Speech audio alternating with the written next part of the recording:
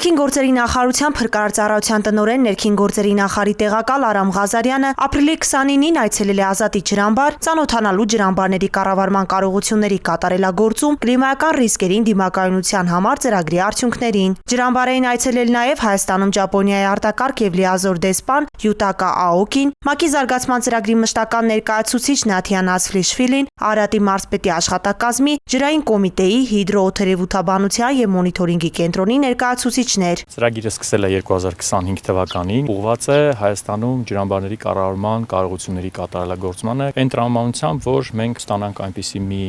համակարգ, որը 50 տարվա այս ջրամբարը կարողանա դարձնել ավելի արդիական։ Փրկարարծառայության տնօրենը սերտ համագործակցության համար շնորհակալություն է հայտնել միջազգային գործընկերներին, ընդգծելով ջրամբարների անվտանգության բարձրացմանն ուղղված համատեղ քայլերի կարևորությունը։ Նրա խոսքով իրականացված աշխատանքները կարևոր ներդրում են աղետների ռիսկի կառավարման եւ արտակարգ իրավիճակներին պատրաստվածության համակարգի կատարելագործման ուղղությամբ։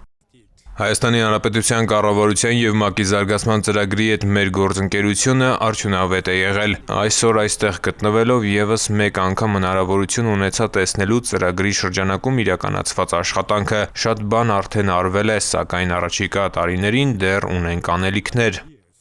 Ծրագրի շրջանակում Ազատի ջրամբարում տեղադրվել են ժամանակակից մոնիթորինգային սարքավորումներ, օթերևութաբանական եւ ֆոտովոլտային կայաններ, հիդրոլոգիական դիտարկումների արդիականացված միջոցներ եւ ազդարարման շչակային համակարգեր։ Ներկայացվել են սարքավորումների տեխնիկական բնութագրերն ու կիրառման ուղղությունները։ Ջրամբարը սնող հիմնական գետի, Ազատ գետի հիդրոլոգիական դիտակետն է արդիականացվել եւ տեղադրվել է ժամանակակից մակարդակաչափ։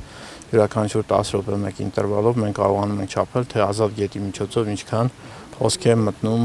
ջրամբար։ Հնարավոր ռիսկերի հայտնաբերման, գնահատման եւ կառավարման արդյունավետության բարձրացման նպատակով իրականացվել են համալիր հետազոտություններ։ Ջրամբարների կառավարման կարողությունների կատարելագործում կլիմայական ռիսկերին դիմակայունության համար ծրագիրը իրականացվել է Հայաստանում ՄԱԿ-ի զարգացման ծրագրի կողմից Ճապոնիայի կառավարության ֆինանսավորմամբ։